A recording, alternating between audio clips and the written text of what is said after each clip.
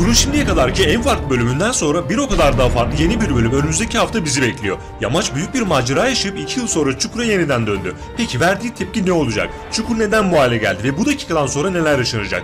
Çukur eski haline geri dönecek mi? Öte yandan Bartol'un yaptığı şok hamleler yeni bölüme damgasını vuracak. Ve bir oyuncu daha portakala dokunarak diziye veda ediyor. Efsun'u bekleyen sürpriz senaryo ne olacak? Her şeyden önemlisi Cumali amcanın inanılmaz planı Çukur'u farklı bir boyuta götürecek. 2 yıllık bu zaman diliminde Cumali, Akın ve Bartol'dan tutun tüm aile bireylerinin yaşadıkları ve şu an ne halde oldukları herkesi şaşırtacak.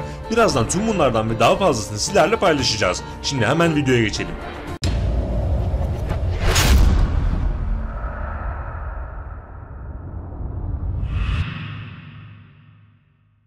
Sinema filmi tadındaki son bölümde Yamaç Koçovalı yaşadıklarıyla, çektiği işkencelerle ve oyunculuğuyla adeta ekranlara damgasını vurdu ve sosyal medyada Türkiye gündemine oturdu. Tüm bu yaşananlara rüya diyenler olsa da, saçma bulanlar olsa da hepsinin gerçek olduğunu ve artık yeni bir dönemin başladığını net bir şekilde gösterdiler. Yamaç, Aliço sayesinde beklenenden daha kısa bir sürede kendini toparladı sayılır. Fakat Çukur'a döndükten sonra gördüğü manzara karşısında ikinci bir şoku yaşadı. Peki bu dakikadan sonra neler olacak? Yamaç bu şoku atlatmak için sağa solu koşturacak. Ailesinden birileriyle iletişime geçecek. Sonrasında ise üçüncü bir şoku yaşayacak. O da Cumali amca şoku. Yamaç hariç tüm aile Cumali amcayı öğrendi ve varlığını kabullenerek ona boyun eğdiler. Çünkü Cumali amca hiç kimseye başka bir seçenek bırakmadı ve herkesin güvenini kazanmaya çalıştı.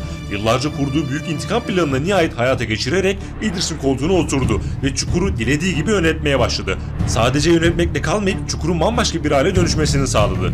Tüm bunların Cumali amcanın planlarının bir parçası olduğunu biliyoruz, evet, ama asıl önemli olan Koçovalıların bunu nasıl kabul ettiği ve bu süreçte neler yaşadığı. Bu konuya geçmeden önce Yamaç'la ilgili şunu söyleyelim. Yaşadığı işkencelerden sonra hızlı bir şekilde kendini toparlayacak ve olan biteni öğrendikten sonra Çukur'u eski haline getirmek için harekete geçecek. Ancak bu o kadar kolay olmayacak. Çünkü 2 yıllık sürede Cumali amca düzenini tamamen kurdu. Bu düzenin oluşmasını engelleyecek tek bir kişi vardı. O da Yamaç Koçovalı'ydı. Bu nedenle Nedim'e görev vererek Kulkan'la işbirliği sonucunda Yamaç'ı devre dışı bıraktı. Ancak Yamaç geç de olsa geri döndü ve Cumali amcanın kirli yüzünü sürpriz bir senaryoyla öğrenecek. Şimdi bu senaryoyla beraber diğer karakterlerin ne hale geldiklerine geçelim.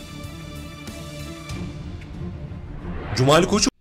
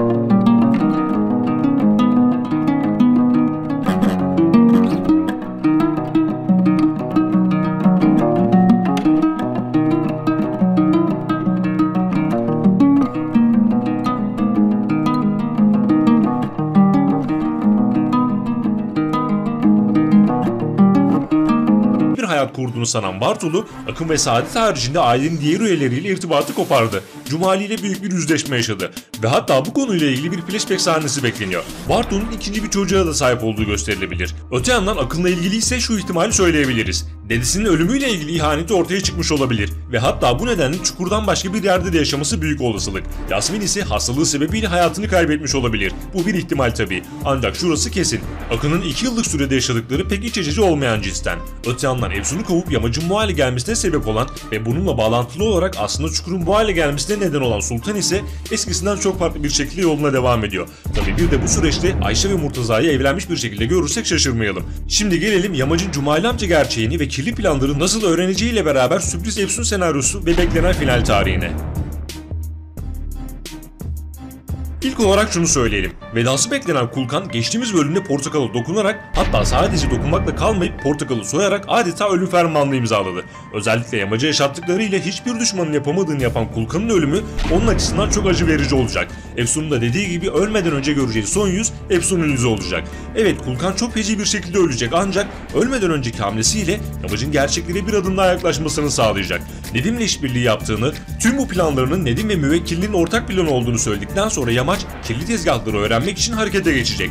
Ve hatta 2 bölüm içinde önce Nedim'i ele geçirip sonrasında Cumali amca ile ilgili bazı gerçeklere ulaşacak. Ancak Cumali amcanın kurduğu düzen kolay kolay yıkılmayacak. Hatta Cumali amca yamaca bile şefkatle yaklaşacak. Çünkü henüz hiç kimse kirli intikam planlarını bilmiyor. Öğrenilmesi ise biraz zaman alacak. Fakat bu süreçte yamaç birçok sırra ve gerçeğe ulaşacak. Sonrasında ise birkaç bölümün ardından Cumali amcanın maskesi düşünce yeni ve geçmiştekileri hiç benzemeyen çok büyük bir savaş başlayacak. Hatta bu savaş öyle bir savaş olacak ki yamaç hariç herkes teker teker hayatını kaybedecek.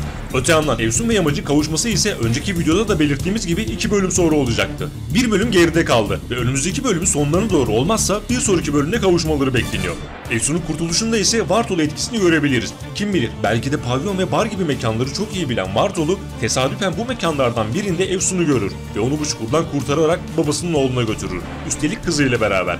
Yamaç ise hayalini kurduğu kız çocuğuna kavuşunca adeta yeniden doğmuş gibi olacak ve inanılmaz bir morale kavuşacak.